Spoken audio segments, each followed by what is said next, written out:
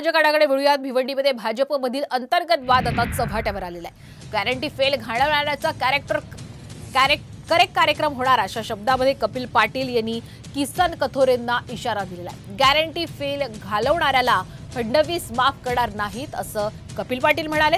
निवडणुकीमध्ये माझं काम न केल्यानं फडणवीस यांचा करेक्ट कार्यक्रम करणार असा इशारा कपिल पाटील यांनी किसन कथोरे यांना दिलेला आहे। कपिल पाटील यांच्या वक्तव्यामुळे भाजपमधील अंतर्गत वाद हा पुन्हा एकदा चव्हाट्यावर आलेला आहे।